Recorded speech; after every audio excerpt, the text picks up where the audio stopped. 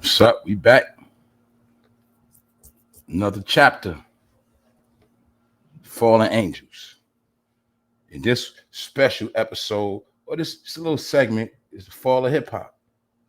Y'all know I'm for no fame. And I've been telling y'all about these things for a little while now. And a lot of y'all starting to see it for yourself. That the end of rap is here, y'all. It's called a cash out. That's why we see catalogs being sold for millions. We all have seen the rap game drying up. Ever since the pandemic, we know shows have slowed down. We know none of these artists are dropping full albums. And basically, they're scrounging and they're trying to get into other things like marijuana dispensaries and fashion. Many different ways they're showing us that rap money is not enough. So now we got another person that just sold a catalog or a portion of their catalog. And the number one thing we have to understand and analyze, not only are they selling their music, they are selling their number one hits. So Wiz Khalifa, he recently sold his famous song that made him a star, Black and Yellow, and a few others. But I'm showing y'all the pattern. See, for those who don't know about music, when you're an artist, your music is your life. That is your bloodline, your lifeline to the day you die, to after you die. That is your family, estate, money, currency. If you got kids, once you're dead, as an artist, your child will forever get that money. It does a lot. This is why we have to understand it's very important for these offices, companies, corporations to always get the money back in the end. They want the rights, they want the publishing, they want anything that generates revenue after you're dead. That is the money they want. But what I'm seeing is a pattern of rappers getting smart. And to me, it looked like they saying, you don't got to wait till I'm dead. I'm just going to give it to you now. So that's why I see a lot of rappers selling out for them catalogs. And don't forget, Dr. Dre is one of the main ones that set it off. And we got to understand, Dr. Dre is one of the biggest figures in hip hop when it comes to producing and hip hop, period. But Dr. Dre did one thing. He was smart enough to sell his catalog. So now he don't got to worry about ending up like Prince and Michael Jackson, if you get what I'm saying. So let's move on, y'all. Back to Wiz Khalifa. He sold his top hits. All this, I think I roll up all his top first hits sold. And then you got to remember, as an artist, you know, even though they sell their music, they always can get paid doing shows. So they're basically picking their poison now. They say, look, I'll sell the music now, get as much money as I can get, and then I'll make money for the rest of my life doing tours and shows, and I'll just get old like James Brown. So, like I say, Dr. Dre was the first to sell. He was one of the first. $200 million. We saw this pattern, but a lot of people do not want to believe that rap is over with. Rap, as we once know it, is gone. The powers that be, the industry, you know, Sony Records, Universal, Atlantic, Elektra, all these different places that we heard of, all these different companies, Capital, they understood. They say, look, hip hop is not the number one selling genre no more. And the reason why is because we made it polluted. We dumbed it down. We dumbed down the lyrics. We took the vibe out. We took the energy. We changed the frequency. We gave anybody a chance to be a star. And this is the plot on how they ruined hip hop. One of the reasons. And they also use hip hop as a killing device to brainwash people across the world on how to stay on one frequency. It's called self-destruction, but it was all programming rap when the powers that be took the shit over. And it started with Dr. Dre right here, NWA. See? He was one of the founders at polluting rap. I'm just telling the truth, y'all. When rap went from partying and having fun, it went into killing and banging and who's the toughest and who's the most gangster. That started with NWA. That's when music started making a left turn. And then there was Dr. Dre and Ice-T that brought you people later on like Tupac. And from Tupac, we know everything went in the toilet bowl. Far as when we talking about no more fun in rap. When East Coast, West Coast beef was at its all-time high, that represented no more fun in rap. So anyway, Dr. Dre know a lot of this. He cashed out because he know rap is over. And don't forget, some of his biggest hits he cashed out on. Some of his biggest hits from NWA, stuff like that. You get it? Lil Wayne has cashed out over $100 million. Don't forget. When Lil Wayne sold a portion, he sold a lot of his rights from when he first started. But the main thing he sold was those hits on Young Money by Drake and Nicki Minaj. And I want y'all to understand, for those who know about music, but see, when they create this music, that music is your baby. That music is your life. They know that. So I understand what it means for them to sell their music. I understand what it means. But like I say, some of them are smart enough to make moves before it's too late. As far as what? Lil Wayne don't want to end up like Jimi Hendrix, slumped somewhere. He don't want to end up like Juice WRLD. Lil Wayne does not want to end up like Michael Jackson. So he's smart enough to know, let me go ahead and sell this now. And I'll chill out. That's my opinion. Because it's called a cash out. And what we're seeing, y'all, is what? Now we're seeing the artists are cashing out instead of waiting for the label to cash out off of them. Get it? So anyway, as you see, Lil Wayne's catalog, which dates back to the late 90s, is definitely substantial in its own right. The deal also included music from his Young Money label and his biggest signees, Drake, Nicki Minaj, and Tyga. That means Universal owns the rights to every Drake record from 2010, Thank Me Later, to 2018, Scorpion, with songs like God's Favorite, stuff like that. God's Plan, whatever. Yeah, they own. Lil Wayne sold all of that. And we also know Lil Wayne recently came out and told the world he don't remember none of his old raps, none of his old records. That's part of why he's selling it, because he know a lot of that old shit he will not be performing no more. We also know Lil Wayne brain is cooked from too much lean, too much drugs, and there's also another sign that rap is over. And let's not forget one thing, y'all. The rappers from the past decade all have been influenced by Lil Wayne. Either they said it out their own mouth, or we know just from paying attention. So if Lil Wayne said it's over, you might got a clue why Young Thug in jail. Because Young Thug represents the new generation and it's over. So I'm just showing y'all. Mind you, this is all my opinion. Juice WRLD. See Juice WRLD? Up out of here. Juice WRLD. Somebody sold Juice WRLD's catalog for 9 figures. Do you know what that means, y'all? That just shows y'all right there, man. That just shows you. Juice WRLD being dead, somebody still making money off of him. So that means he didn't get the cash out before he died. Somebody cashed out on the back end. But let's continue on. See that? Future. Future also cashed out for $75 million.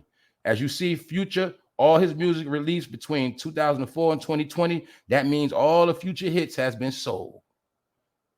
And remember, $75 million is a lot for Future because he has not been out as long as Lil Wayne. So if Lil Wayne been out since the 90s and he got 100 million, Future hasn't been out as long as Lil Wayne. He got 75 million. Either way, I'm showing y'all the cash out. Also, don't forget Metro Boomin. Metro Boomin with the orange hat. That's the one. Metro Boomin wants some more, nigga. Or if your Metro don't trust you, I'm gonna shoot you. That's your Metro. Your Metro also did a lot of beats for Young Thug and Future. He made all of their hits.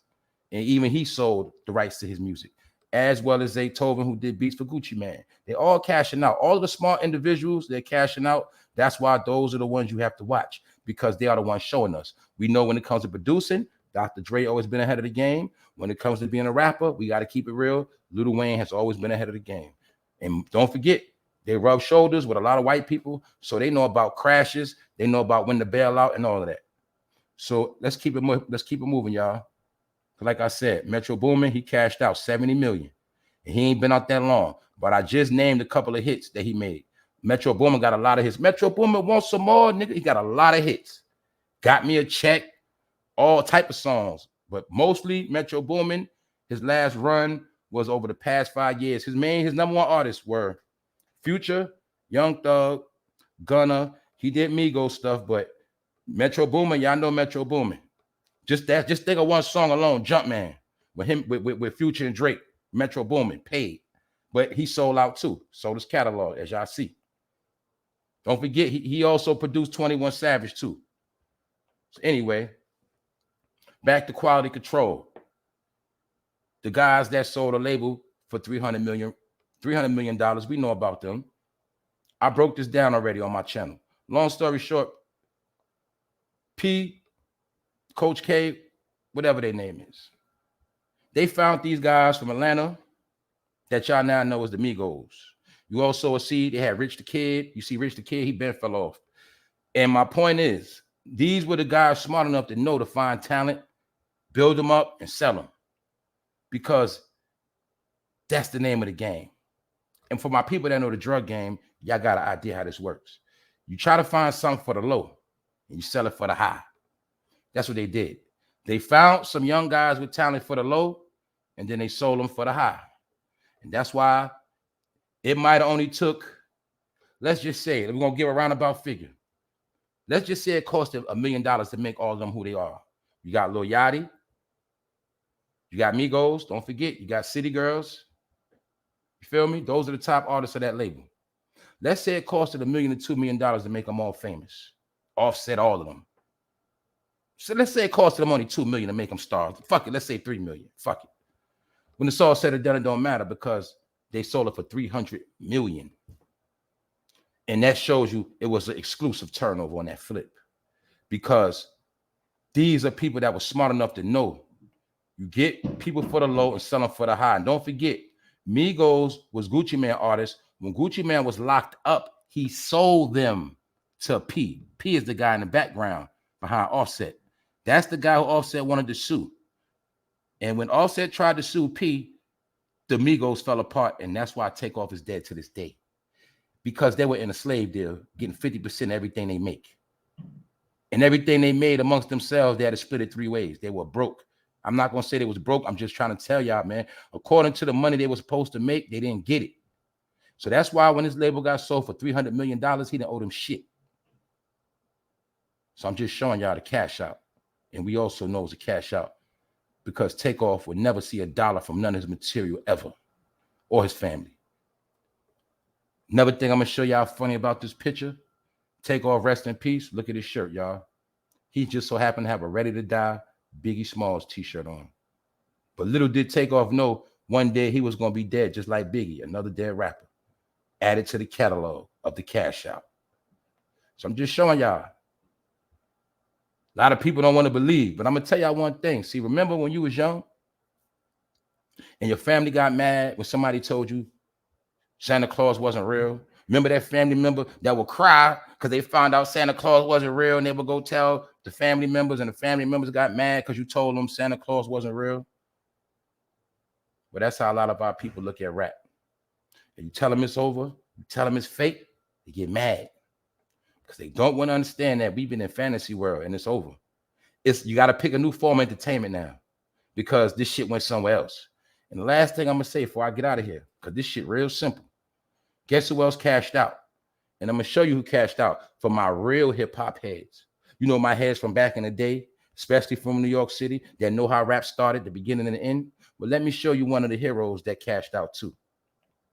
Chuck D from Public Enemy. He cashed out. And guess how much he cashed out for? He cashed out for an amount so big, the amount is undisclosed. See the price tag? Amount undisclosed.